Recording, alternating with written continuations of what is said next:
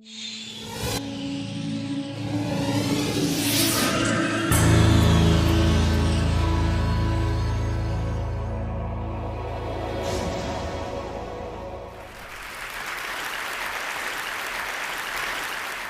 I want to start by offering you a free, no-tech life hack. And all it requires of you is this, that you change your posture for 2 minutes. But before I give it away, I want to ask you to right now do a little audit of your body and what you're doing with your body. So how many of you are sort of making yourselves smaller? Maybe you're hunching, crossing your legs, maybe wrapping your ankles. Sometimes we hold on to our arms like this. Sometimes we spread out. I see you. So I want you to pay attention to what you're doing right now. We're going to come back to that in a few minutes, and I'm hoping that if you sort of learn to tweak this a little bit, it could significantly change the way your life unfolds. So we're really fascinated with body language, and we're particularly interested in other people's body language. You know, we're interested in, like, you know, an awkward interaction, or a smile, or a contemptuous glance, or maybe a very awkward wink, or maybe even something like a handshake. Here they are arriving at number 10, and look at this lucky policeman gets to shake hands with the President of the United States. Oh, and here comes the Prime Minister of it. No.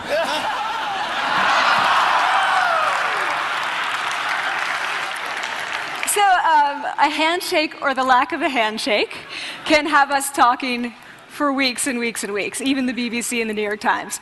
So obviously, when we think about nonverbal behavior or body language, but we call it nonverbals as social scientists, it's language. So we think about communication. When we think about communication, we think about interactions. So what is your body language communicating to me? What's mine communicating to you? And there's a lot of reason to believe that this is a valid way to look at this. So social scientists have spent a lot of time looking at the effects of our body language or other people's body language on judgments. And we make sweeping judgments and inferences from body language. And those judgments can predict really meaningful life outcomes, like who we hire or promote, who we ask out on a date. For example, Nalini Ambady, a researcher at Tufts University, shows that when people watch 30-second soundless clips of real physician-patient interactions, their judgments of the physician's niceness predict whether or not that physician will be sued. So it doesn't have to do so much with whether or not that physician was incompetent, but do we like that person and how they interacted? Even more dramatic, Alex Todorov at Princeton has shown us that judgments of political candidates' faces in just 1 second predict 70% of US Senate and gubernatorial race outcomes.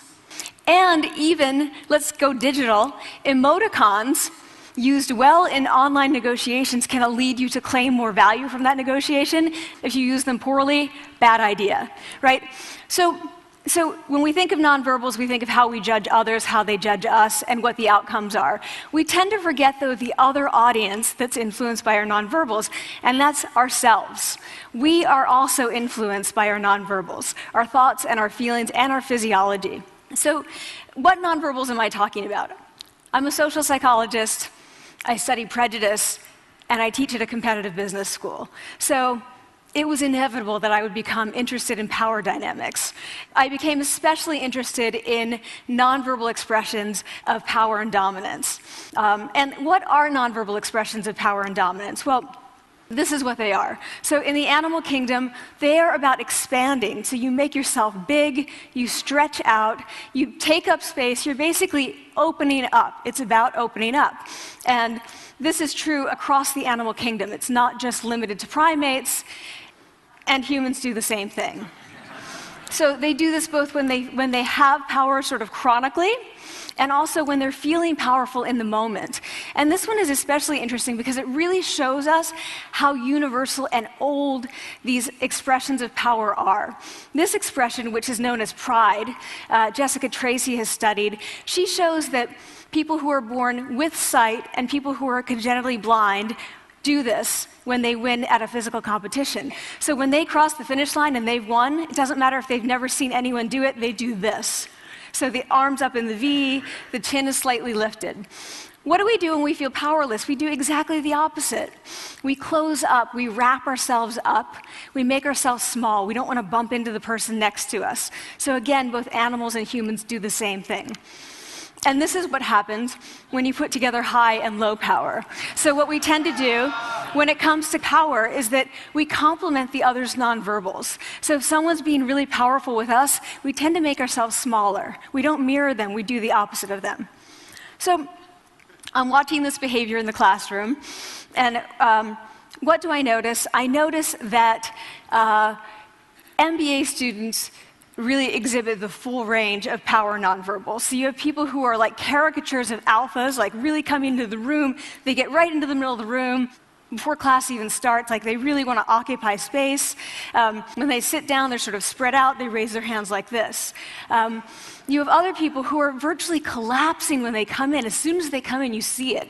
You see it on their faces and their bodies, and they sit in their chair and they make themselves tiny, and they go like this when they raise their hand. I noticed a couple things about this. One, you're not going to be surprised, it seems to be related to gender. So, women are much more likely to do this kind of thing than men. Women feel chronically less powerful than men, so this is not surprising. But the other thing I noticed is that it also seemed to be related to the extent to which the students were participating and how well they were participating. And this is really important in the MBA classroom because participation counts for half the grade. So business schools have been struggling with its gender grade gap. You get these equally qualified women and men coming in, and then you get these differences in grades, and it seems to be partly attributable to participation. So I started to wonder, okay, so you have these people coming in like this, and they're participating. Is it possible that we could get people to fake it, and would it lead them to participate more? So my main collaborator, Dana Carney, who's at Berkeley, and I really wanted to know, can you fake it till you make it? Like, can you do this just for a little while and actually experience a behavioral outcome that makes you seem more powerful? So we know that our nonverbals govern how other people think and feel about us. There's a lot of evidence, but our question really was, do our nonverbals govern how we think and feel about ourselves? There's some evidence that they do. So, for example, when we smile when we feel happy, but also when we're forced to smile by holding a pen in our teeth like this, it makes us feel happy. So it goes both ways. When it comes to power, it also goes both ways. So when you feel powerful, you're more likely to do this, but it's also possible that when you pretend to be powerful, you are more likely to actually feel powerful. So the second question really was, so we know that our minds change our bodies, but is it also true that our bodies change our minds? And when I say minds, in the case of the powerful, what am I talking about? So I'm talking about thoughts and feelings and the sort of physiological things that make up our thoughts and feelings, and in my case, that's hormones. I look at hormones. So what do the minds of the powerful versus the powerless look like? So powerful people tend to be, not surprisingly, more assertive and more confident, more optimistic. They actually feel that they're going to win even at games of chance. They also tend to be able to think more abstractly. So there are a lot of differences. They take more risks. There are a lot of differences between powerful and powerless people. Physiologically, there also are differences on two key hormones, testosterone, which is the dominance hormone, and cortisol, which is the stress hormone. So what we find is that high-power alpha males in primate hierarchies have high testosterone and low cortisol, and powerful and effective leaders also have high testosterone and low cortisol. So what does that mean? When you think about power, people tended to think only about testosterone because that was about dominance. But really, power is also about how you react to stress. So do you want the high-power leader that's dominant, high on testosterone, but really stress reactive? Probably not, right? You want the person who's powerful and assertive and dominant, but not very stress reactive, the person who's laid back. So we know that in primate hierarchies, if an alpha needs to take over, if an individual needs to take over an alpha role sort of suddenly, within a few days, that individual's testosterone has gone up significantly and his cortisol has dropped significantly. So we have this evidence, both that the body can shape the mind, at least at the facial level, and also that role changes can shape the mind. So what happens, okay, you take a role change, what happens if you do that at a really minimal level, like this tiny manipulation, this tiny intervention? For 2 minutes you say, I want you to stand like this, and it's going to make you feel more powerful. So this is what we did. We decided to bring people into the lab and run a little experiment. And these people adopted for 2 minutes either high power poses or low power poses. And I'm just going to show you 5 of the poses, although they took on only 2. So here's one, a couple more.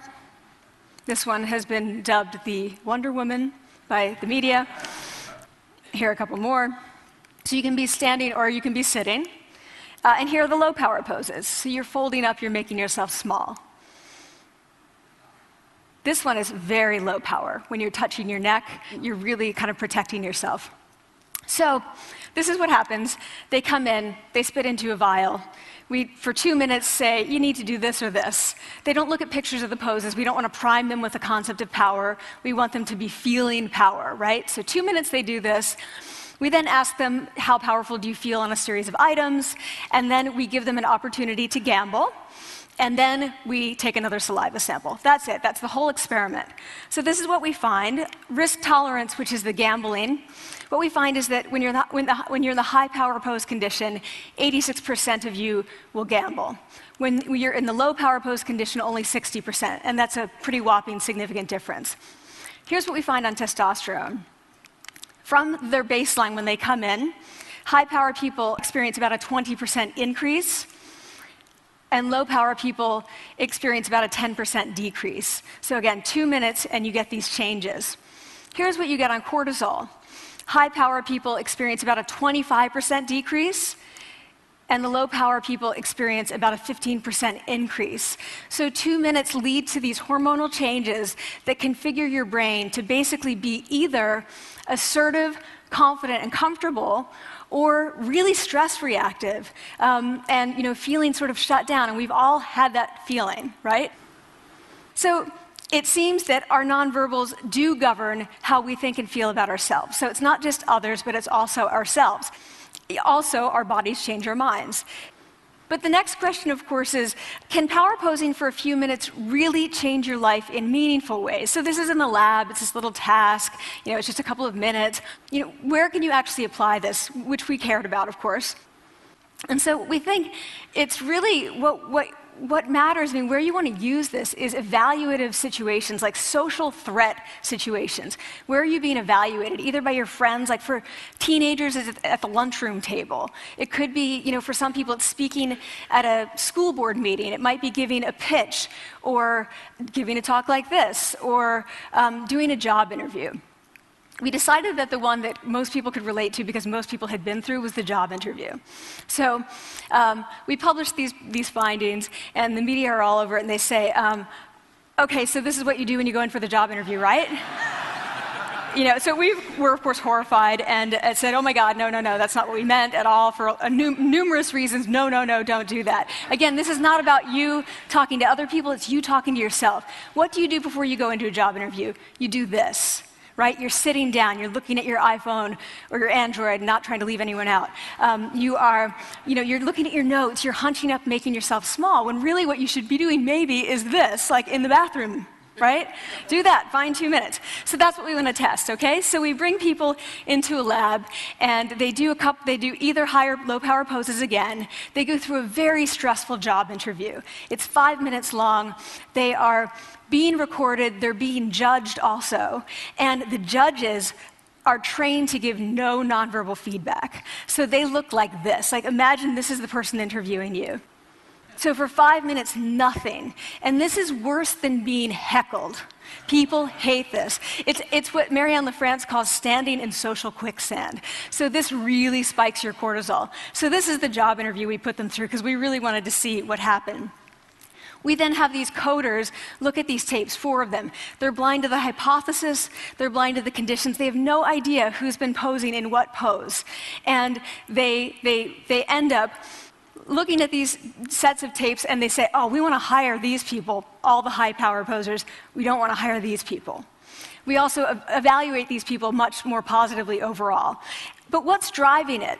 It's not about the content of the speech. It's about the presence that they're bringing to the speech. We also, because we rate them on all these variables related to sort of competence, like how well structured is the speech? How good is it? What are their qualifications? No effect on those things. This is what's affected, these kinds of things. People are bringing their true selves, basically. They're bringing themselves. They bring their ideas, but as themselves, with no residue over them. So this is what's driving the effect or mediating the effect. So when I tell people about this, that our bodies change our minds and our minds can change our behavior and our behavior can change our outcomes, they say to me, it feels fake, right? So I said fake it till you make it. Like, it's not me. Like, I don't want to get there and then still feel like a fraud. I don't want to feel like an imposter. I don't want to get there only to feel like I'm not supposed to be here. And that really resonated with me because I want to tell you a little story about being an imposter and feeling like I'm not supposed to be here. When I was 19, I was in a really bad car accident. I was thrown out of a car, rolled several times. I was thrown from the car, and I woke up in a head injury rehab ward. And I had been withdrawn from college, and I learned that my IQ had dropped by 2 standard deviations, which was very traumatic. I knew my IQ because I had identified with being smart, and I had been called gifted as a child. So I'm taken out of college. I keep trying to go back. They say, you're not going to finish college. Like, just, there are other things for you to do, but that's not going to work out for you. So I really struggled with this, and I have to say, having your identity taken from you, your core identity, and for me it was being smart, having that taken from you, there's nothing that leaves you feeling more powerless than that. So I felt entirely powerless. I worked and worked and worked, and I got lucky and worked and got lucky and worked. Eventually I graduated from college. It took me 4 years longer than my peers, and I convinced someone, my angel advisor, Susan Fisk, to take me on, and so I ended up at Princeton, and I was like, I am not supposed to be here. I am an imposter. And the night before my first year talk, and the first year talk at Princeton is a 20-minute talk to 20 people. That's it. I was so afraid of being found out the next day that I called her and said, I'm quitting. She was like, you are not quitting, because I took a gamble on you and you're staying. You're going to stay, and this is what you're going to do. You're going to fake it. You're going to do every talk that you ever get asked to do. You're just going to do it and do it and do it, even if you're terrified and just paralyzed and having an out-of-body experience, until you have this moment where you say, oh my gosh, I'm doing it. Like, I have become this. I am actually doing this. So that's what I did. 5 years in grad school. A few years, I'm at Northwestern. I moved to Harvard. I'm at Harvard. I'm not really thinking about it anymore, but for a long time I had been thinking, not supposed to be here, not supposed to be here. So at the end of my first year at Harvard, a student who had not talked in class the entire semester, who I had said, look, you got to participate or else you're going to fail, came into my office. I really didn't know her at all. And she came in totally defeated, and she said, I'm not supposed to be here.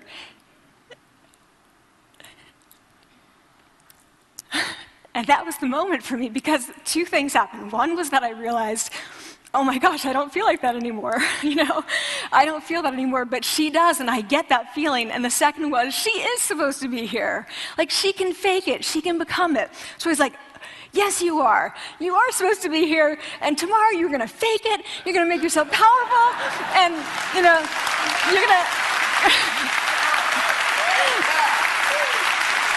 and you're going to go into the classroom, and you are going to give the best comment ever, And she gave the best comment ever, and people turned around, they were like, oh my God, I didn't even notice her sitting there, She comes back to me months later, and I realized that she had not just faked it till she made it, she had actually faked it till she became it.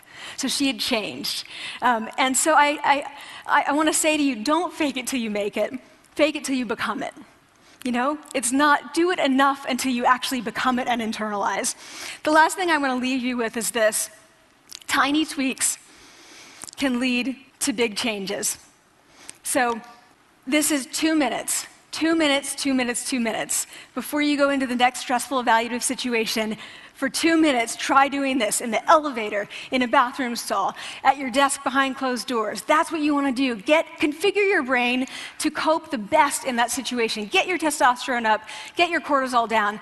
Don't leave that situation feeling like, oh, I didn't show them who I am. Leave that situation feeling like, oh, I really feel like I got to say who I am and show who I am. So I want to ask you first, both to try power posing, and also I want to ask you to share this science, because this is simple. I don't have ego involved in this. Give it away. Share it with people, because the people who can use it the most are the ones with no resources and no technology and no status and no power. Give it to them, because they can do it in private. They need their bodies, privacy, and 2 minutes, and it can significantly change the outcomes of their life. Thank you.